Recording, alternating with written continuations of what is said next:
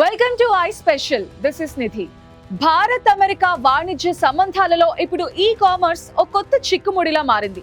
ప్రపంచ దిగ్గజాలైన Amazon, Walmart and Flipkart కోసం భారత్ విధించిన ఈ కామర్స్ గోడను బద్దలు కొట్టాలని వాషింగ్టన్ తీవ్రంగా ఒత్తిడి చేస్తోంది.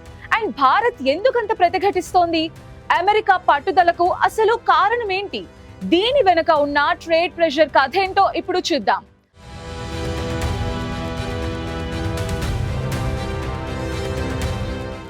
Listen carefully. India e commerce rules ఒక పెద్ద కవచం లాగా పనిచేస్తున్నాయి. విదేశీ ఫండింగ్ ఉన్న companies like Amazon and Flipkart they can only act as a market place. అంటే థర్డ్ పార్టీ సెల్లర్స్ కోసం కేవలం ఒక డిజిటల్ షెల్ఫ్ లా మాత్రమే ఉండాలి. They cannot own inventory. తమ గూడ్స్ ని స్టాక్ చేసి డైరెక్ట్ గా కస్టమర్స్ కి అమ్మడానికి ఛాన్స్ లేదు. ఈ కామర్స్ వాల్ ని గవర్నమెంట్ ఎందుకు పెట్టింది? Small traders and local business ని ప్రొటెక్ట్ చేయడానికి, ప్రైస్ మ్యానిపులేషన్ ని ఆపడానికి. But Washington now wants to break this wall. ఎందుకంటే the price is enormous.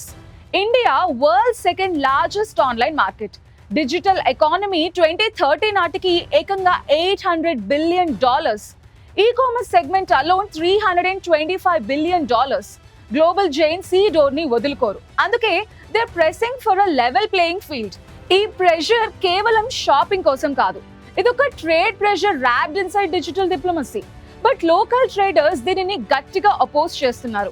CAIT clear గా వార్న్ చేస్తోంది. ఫారిన్ ఇన్వెంటరీ వస్తే India's market control silicon valley and Bentonville చేతుల్లోకి వెళ్తుంది అండ్ స్మాల్ రిటైలర్స్ డిస్ట్రాయ్ అవుతారు. ఈ ట్రేడ్ టెన్షన్స్ లో ఇండియా తన ఆప్షన్స్ కోసం వెయిట్ చేస్తోంది.